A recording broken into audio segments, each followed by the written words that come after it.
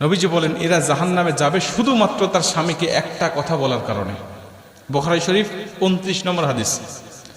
উরিতুন নারা ফাইদা আকতারু আহলিহা নিসাউ ইয়াকফুর।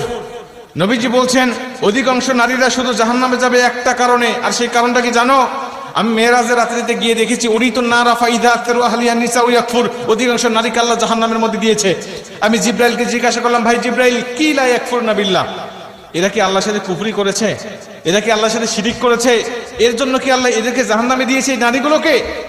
জিব্রাইল বলবে, না ইয়া রাসূলুল্লাহ, একজন নারীকেও শিরিক করার জন্য আর কুফরি করার জন্য এদেরকে জাহান্নামে দেয় নাই। এদেরকে জাহান্নামে দিয়েছে শুধুমাত্র তার স্বামীকে একটা কথা বলার কারণে। কয়টা কথা? এই কথাটা যখন বলবেন হুজুর আমার স্ত্রী তো আমাকে দৈনিকই কয়, আমার স্ত্রী আমাকে প্রতিদিনই এই কথা কয়। এই কথাটা মেয়েদের মুখের কমন ডায়লগ, তারা জানেই না।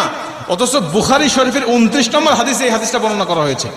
যেমন তেমন হাদিস না, সহিহ সনদে বর্ণনা হয়েছে। জিব্রাইল বলছেন, ইয়া রাসূলুল্লাহ ওয়া ইয়াকফুরনাল আশিরা, এরা হলো স্বামীর অবাধ্য স্ত্রী ছিল আর মাঝে মাঝে স্বামীকে একটা কথা বলতো। কি বলতো ইয়া রাসূলুল্লাহ? জিব্রাইল বলছে, ইয়া রাসূলুল্লাহ ইয়া হাবিবাল্লাহ, এদের স্বামীগুলো ভালো ছিল। এদের স্বামীরা যখন এদের স্বামীদের কাছে এরা যা আবদার করতো, স্বামীরা তখন সেটা পূরণ করার চেষ্টা করতো। যখন ভালো খাবার চাইতো স্বামীরা খাবার দিত, যখন ভালো পোশাক চাইতো তখন ভালো পোশাক দিত, যখন কোনো জায়গায় ঘুরতে যেতে চাইতো তখন ঘোরার জন্য বেড়ানোর জন্য নিয়ে যাইতো নবীজি। কিন্তু তারপরেও যদি কোনো সময় এই স্বামীরা স্ত্রীকে সন্তুষ্ট করতে না পারবে, এই স্বামীরা যদি কোনো সময় স্ত্রীকে সন্তুষ্ট করতে না পারে, ঠিক সেই সময় এই স্ত্রীরা একটা কথা বলে উঠতো, ক্বালাত মা রাআইতু মিনকা খায়রুন কত্তু। এই কথাটা তারা বলে উঠতো।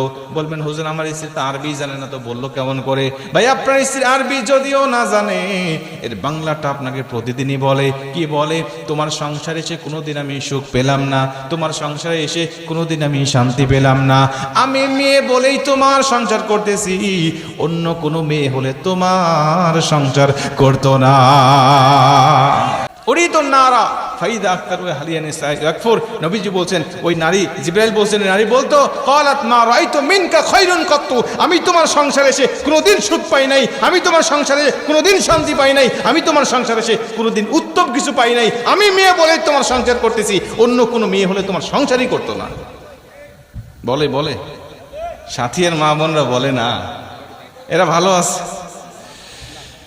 মা বোনেরা মনোযোগ দিয়ে শোনেন, যদি এই কথাটা ভুলেও বলে ফেলেন, আজকের থেকে তওবা করে নেন, আল্লাহ আর বলবো না, বলেছি তো বলেছি আর বলবো না।